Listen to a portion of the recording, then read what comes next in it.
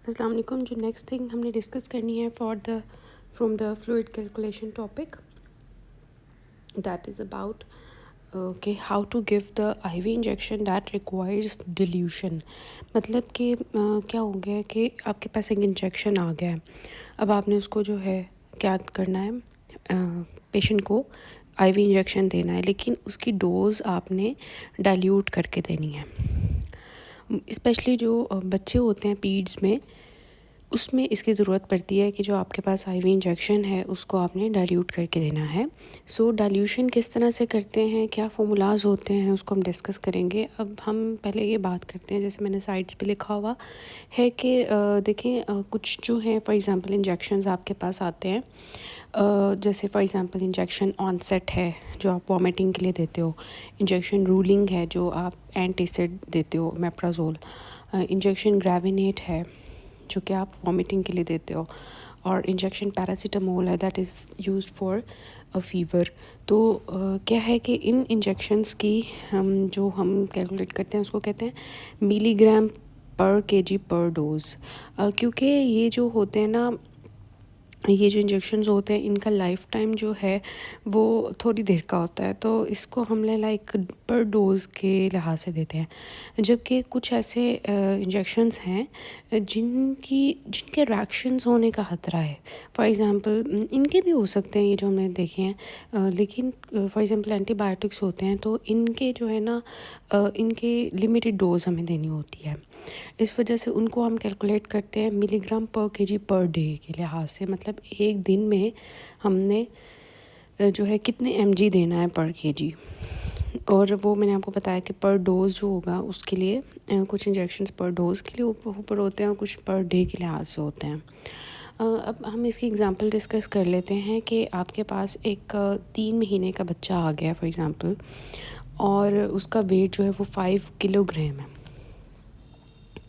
अब किसी वजह से फॉर एग्ज़ाम्पल उसको मेनिंजाइटिस है, निमोनिया है, एंटेरिक फ़ीवर है, या उसको कोई बीमारी है जिसमें उसको हमने सेफ्ट्राइज़ोन देना पड़ गया है उस बच्चे को, तो ऑब्वियसली हम उसको किस तरह से देंगे इंजेक्शन को, सेफ्ट्राइज़ोन को। ये तो नहीं है कि आपके पास इंजेक्शन पूरा 250 mg का आया तो आपने पूरा का पूरा पकड़ के उसको डाइल्यूशन के बगैर ही लगा देना, ऐसे नहीं हो सकता। और वैसे भी आपको पता होगा कि सेफ्ट्राइज़ोन का जो इंजेक्शन होता है वो पाउडर फॉर्म में आता है, तो पाउडर फॉर्म तो इंजेक्शन में लग ही नहीं सकता, तो डाइल्यूट करने की ज़रूरत पड़ती है। अब सेफ्ट्राइज़ोन जो होता है ये आप जो है इसकी डिफरेंट डोजेस आपके पास अवेलेबल होती हैं। फॉर एग्जांपल 250 mg में भी इंजेक्शन आता है, 500 mg में भी आता है, 1 ग्राम में भी आता है, 2 ग्राम्स में भी आता है। तो अब हमें कैसे पता चलेगा कि हमने कौन से बच्चे के अंदर या किस एज के बंदे के अंदर हमने कौन सा वाला इंजेक्शन देना है और किस तरह डाइल्यूट करके देना है, उसको हम थोड़ा डिस्कस करते हैं। फॉर एग्ज़ाम्पल जो एक बच्चे होते हैं ना, उनकी जो डोज़ होती है ना जो लिमिटेड होती है, क्योंकि ये सेफ्ट्राइज़ोन एंटीबायोटिक, और मैंने आपको बताया एंटीबायोटिक की जो कैलकुलेशन होती है वो पर mg पर केजी पर डे के लिहाज होती है। तो सेफ्ट्राइज़ोन की जो डोज़ होती है जो हमने देनी होती है दैट इज़ 50 to 100 mg पर केजी पर डे। हाँ, तो नमूनिया के केस के अंदर इसकी जो डोज़ होती है वो 50 mg पर केजी पर डे होती है। एंटेरिक फ़ीवर के लिए 75 mg पर केजी पर डे होती है। मेनिंजाइटिस के लिए 100 mg पर केजी पर डे होती है। तो ये इसकी ये जो है रेंज है कि सेफ्ट्राइज़ोन को मिनिमम आपने कितना देना है 50 mg पर केजी पर डे, और मैक्सिमम कितना दे सकते हैं 100 mg पर केजी पर डे। और डिफरेंट डिजीज़ के लिहाज से मैंने आपको बताया, लेकिन ये नहीं है कि नमूनिया में आप 50 mg ही दे सकते हो, ये कोई 100% रूल नहीं है। लेकिन जो इनकी प्रेफरेबल डोजेस हैं उनके बारे में मैंने आपको बताया कि मेनिंजाइटिस में डोज़ की ज़्यादा ज़रूरत पड़ती है और नमूनिया में कम ज़रूरत पड़ती है। तो अगर फॉर एग्ज़ाम्पल हम एक बच्चा है, आप उसको जो है आप सस्पेक्ट कर रहे हो कि नमूनिया है, आपने उसको 50 mg पर केजी पर डे जो है वो इंजेक्शन देना है, तो अब आप उसको कैसे दोगे, उसको हम देख लेते हैं। वेट कितना था हमने बात की 5 kg, 3 मंथ्स का बच्चा था, तो डाइल्यूशन आपने कितनी करनी है। मोस्टली आपकी डाइल्यूशन जो होती है वो 10 ml, 20 ml या 30 ml में होती है, लेकिन प्रेफर किया जाता है कि आप 10 ml के अंदर डाइल्यूशन करें। तो एंटीबायोटिक्स जो होते हैं उनको हम slowly 5 to 10 minutes over 5 to 10 minutes में देते हैं टू अवॉइड एलर्जिक रिस्पॉन्स। और आपको ये भी पता होगा कि सेफ्ट्राइक्सोन का हम पहले आफ्टर टेस्ट डोज देते हैं। उसकी सबसे पहले हम एक उसका टेस्ट डोज देते हैं और फिर उसको थोड़ा सा वेट करते हैं, वहाँ पे कोई रिएक्शन तो नहीं होता, नहीं होता तो फिर आप उसकी फ़र्दर डोज देते हैं और आराम से स्लोली इंजेक्ट करना है। ये नहीं है पूरा एंटीबायोटिक उसकी जो है ना आपने डिल्यूशन के बगैर ही उसको जो है ना 1 सेकंड के अंदर लगा दी, नहीं, ओवर 5 to 10 मिनट्स। और डिल्यूशन करनी है, प्रेफर किया जाता है कि 10 ml में की जाए। अब जैसे हमने बात की सेफ्ट्राइक्सोन की 250 mg भी है, 500 भी है, 1 ग्राम भी है, 2 ग्राम भी है। तो बच्चों के अंदर पीज में हम प्रेफर करते हैं कि 250 या 500 की दें, और जो बड़े होते हैं उनमें 1 ग्राम या 2 ग्राम हम देते हैं। ठीक है, तो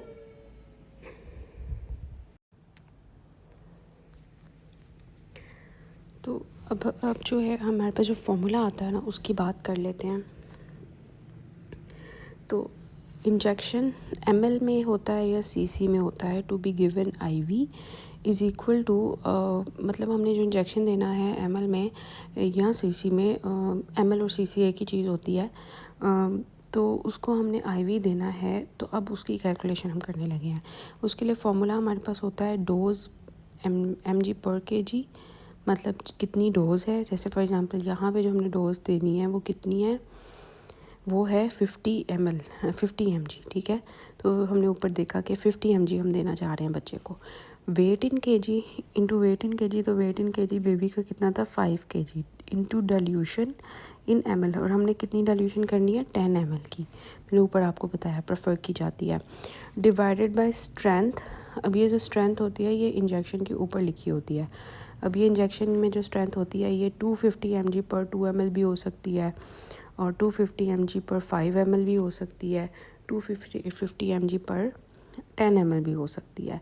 तो डिफरेंट स्ट्रेंथ के इंजेक्शन्स आते हैं। आपने इंजेक्शन के ऊपर लेबल लिखा होगा कि कितनी स्ट्रेंथ का ये इंजेक्शन है, आपने वो यहाँ पे लिख देना है। तो 250 mg की स्ट्रेंथ आती है। स्ट्रेंथ क्या है कि इंजेक्शन के अंदर टोटल mg कितने हैं, तो इसकी स्ट्रेंथ जो होती है सेफ्ट्राइक्सोन की वो 250 mg होती है। तो आप यहाँ पे 250 mg लिख देंगे। आपने इनटू करना है इसको OD में, BD में, या TDS, मतलब आप जो है वो सेफ्ट्राइक्सोन को दिन में 1 दफ़ा देना चाह रहे हैं, दिन में 2 दफ़ा देना चाह रहे हैं, या 3 दफ़ा देना चाह रहे हैं। इस केस में हमने उसको BD में देना है, दिन में 2 दफ़ा देना है, तो इस वजह से हम यहाँ पे 2 लिखेंगे। तो ये हमारे पास फॉर्मूला है, हमने अपने वैल्यूज़ पुट करनी है। Dose mg per kg that is 50 into weight into dilution divide by strength into number of times per day. तो हमारे पास जो आंसर आ जाएगा वो 5 ml आ जाएगा।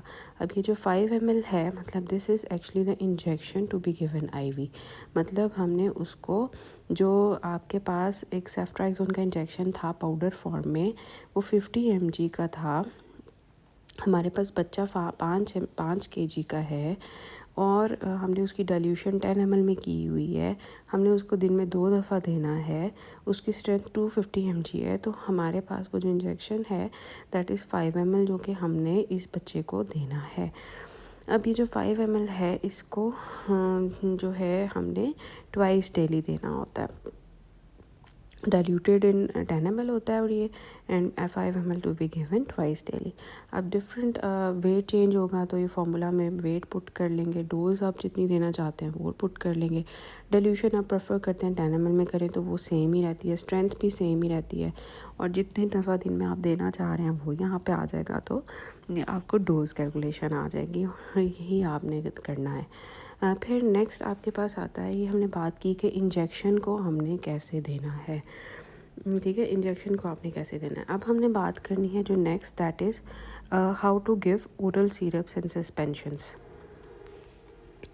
How to give oral syrups and suspensions, मतलब आपके पास जो है बच्चों को आपने ऑब्वियसली सिरप्स देने हैं, सस्पेंशंस देने हैं, तो फिर उनको आप कितनी डोज के लिहाज से कैसे, फार्मूला क्या है, तो सेम फार्मूला हमारा ऊपर वाला ही है कि सिरप इन ml होगा is equal to dose mg per kg, कितनी डोज है, into weight in kg, into आपका जो है यहाँ पे डिल्यूशन की जगह हम देखेंगे कि आपने कौन सा स्पून देना है। तो आपका जो टीस्पून होता है ना, जो चाय वाला चम्मच होता है वो 5 ml का होता है, जबकि जो टेबल स्पून होता है ना वो 15 ml का होता है। तो बच्चों को मोस्टली आप टीस्पून देते हो, तो 5 ml का टीस्पून आता है, ये फ़िक्स होता है, यहाँ पे आपने ये पुट करना होता है। डिवाइडेड बाय स्ट्रेंथ, मतलब आपका जो सिरप है उसकी स्ट्रेंथ कितनी है, into number of times per day, जितना आप देना चाह रहे हो।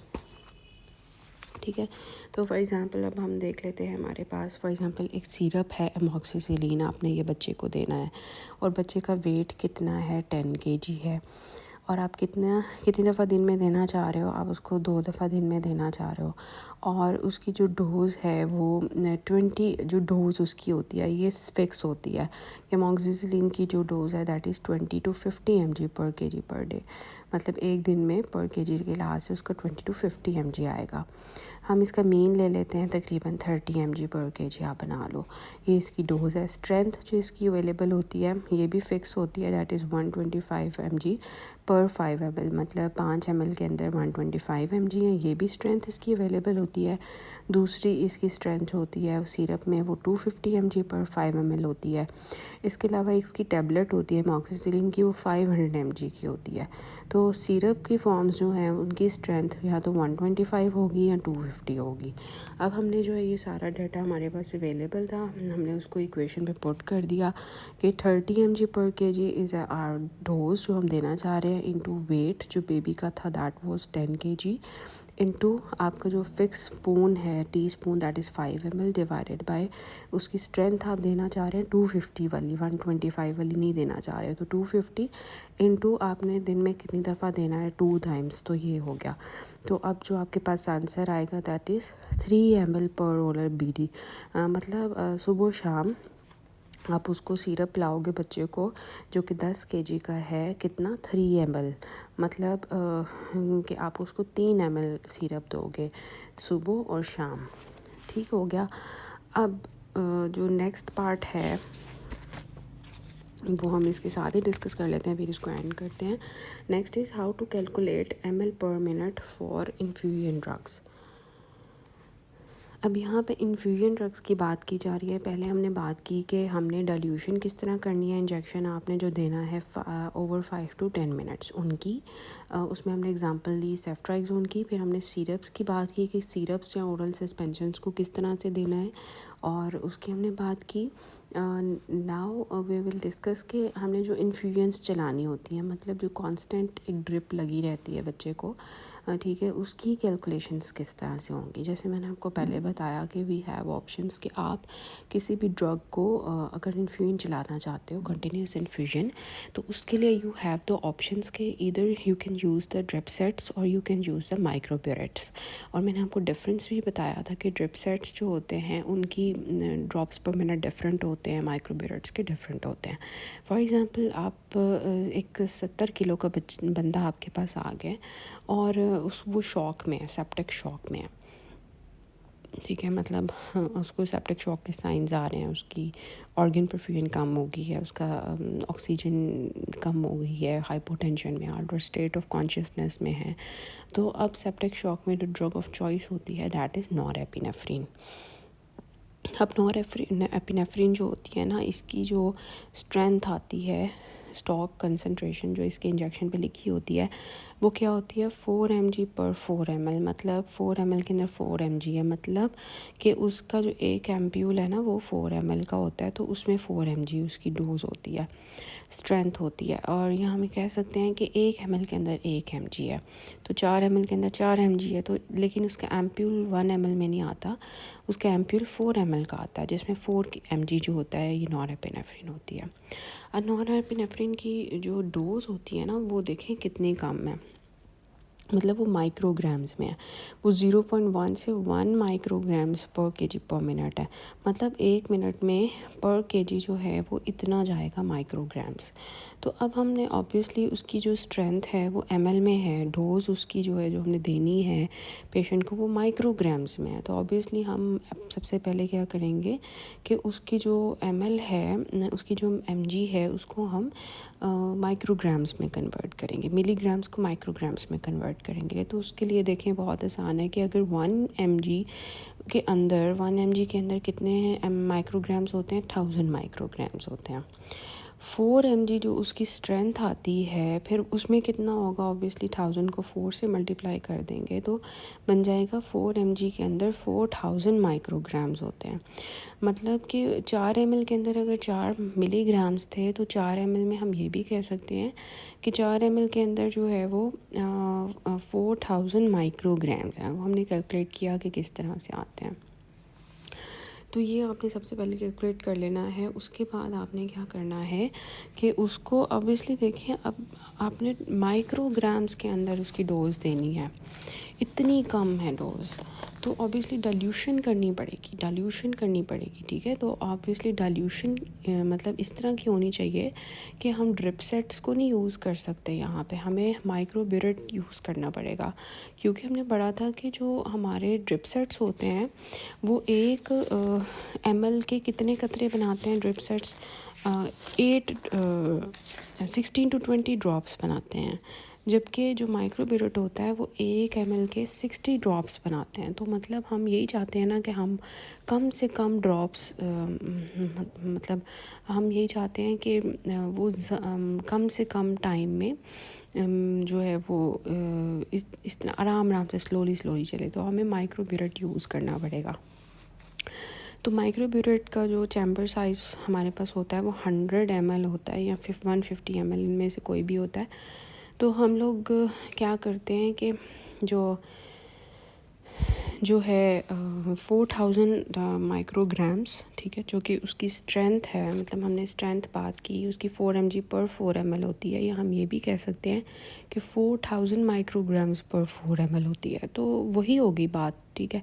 तो उसको हम डाइल्यूट करेंगे 100 ml के अंदर, क्योंकि उसके चैम्बर साइज़ जो होता है वो 100 ml होता है। तो उसके अंदर हम उसको डाइल्यूट करेंगे और फिर हम अपना फॉर्मूला पुट करेंगे कि हमने क्या करना है कि 1 मिनट के अंदर हमने डिसाइड करना है कि 1 मिनट में हम कितने ml देना चाह रहे हैं। तो ml पर मिनट की कैलकुलेशन पुट करेंगे। वही वाला ऑलमोस्ट फॉर्मूला है कि डोज होती है वो मिलीग्राम में या माइक्रोग्राम्स में पर केजी पर मिनट इनटू वेट होता है और इनटू डाइल्यूशन होती है, जैसे हमने पीछे बात की थी इंजेक्शंस की, डिवाइडेड बाय स्टॉक कंसंट्रेशन। लेकिन यहाँ पे डिफरेंस क्या है कि इंजेक्शंस में आपने पूरा डे का कैलकुलेट किया था, उसमें आपने BD OD वो वगैरह पुट किया था। यहाँ पे वो वाला नहीं है, बाकी सारा फार्मूला सेम है। क्यों नहीं है? क्योंकि इसको हमने कंटिन्यूस इन्फ्यूजन में चलाना है, उसमें तो हम डिसाइड कर रहे थे ना कि हमने दिन में कितनी दफ़ा देना है, इसमें तो उसकी ज़रूरत ही नहीं है। तो अब हम अपनी वैल्यूज़ पुट करेंगे। लेकिन डोज़ कितनी थी, डोज़ हमने देखी थी कि 0.1 to 1 माइक्रोग्राम्स पर केजी है, तो हम इसको ले लेते हैं 0.1। वेट कितना था बंदे का 70, डाइल्यूशन हमने कितनी करनी है 100, डिवाइड क्या है स्टॉक कंसंट्रेशन, वो हम माइक्रोग्राम्स में पुट करेंगे, दैट इज़ 4000। तो जब कैलकुलेट करेंगे इसको तो हमारे पास आ जाएगा 0.175 ml पर मिनट। मतलब कि 1 मिनट में इतना ml, इतना छोटा सा ml देखें, मतलब 1 ml का भी 10th हिस्सा है, ठीक है। तो ऑब्वियसली हम इसको फिर आवर में कन्वर्ट कर लेंगे। तो दैट इज़ 0.175 इंटू 60।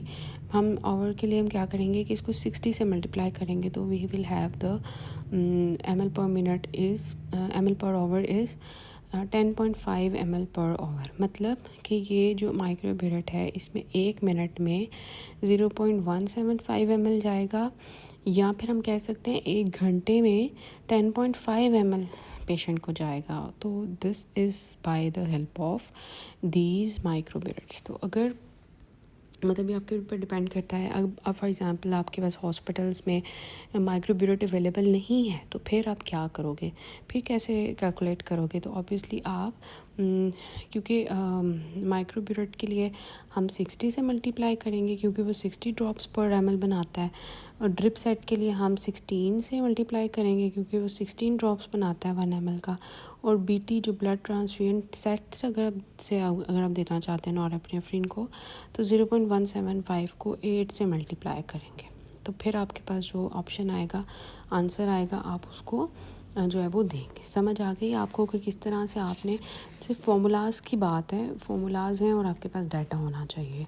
और this is how we calculate the how to give IV injections that require dilution, how to give oral syrups and suspensions, and how to calculate the ml per minute for या ml per hour for infusion drugs। तो norepinephrine देखिए किस तरह से हमने दी, हमें उसकी strength का पता होना चाहिए, डोज का पता होना चाहिए। जब हमें पता है कि हम उसको माइक्रोग्राम्स में देंगे, तो फिर हम माइक्रोब्यूरेट को चूज़ करें, जो भी चूज़ कर रहे हैं उसके लिए हम फार्मूला पुट करेंगे। अंदर डाइल्यूशन हमने 100 ml में ही करनी है, फिक्स है। और स्टॉक कंसंट्रेशन फिक्स है, डोज फिक्स है, बस वेट चेंज होगा, उसको आप पुट करो, जो आंसर आएगा उसको जो है ओवर में कन्वर्ट करना है तो ओवर में कर लो, और फिर अपनी ड्रिप चला दो जो भी आप चला रहे हो। So this is all about this fluid calculation. I hope you understood this topic is very much important. अपने नोट्स बनाएं, एक दफ़ा इसको हाथ से लिखें ताकि आपको फार्मूला ड्रग्स याद हों, फार्मूलाज याद हों, और फीडबैक लाजमी दिया करें। मुझे बताया करें कि कितने लोग जो हैं वो सुन रहे हैं, और जब आप मुझे बताएंगे तो obviously I will make more videos and more content on it. और ये भी बताएं कि अगर आपको कौन से कंटेंट चाहिए। ओपीडी केसेस जो हैं वो ऑब्वियसली बहुत ज़्यादा हैं, और उसको मैं जैसे जैसे मुझे टाइम मिलता जाएगा, मेरे पास उसका जो है डाटा होगा, जो भी होते हैं नोट्स वगैरह, मैं उनको शेयर करती रहूँगी साथ साथ। So this is all about it.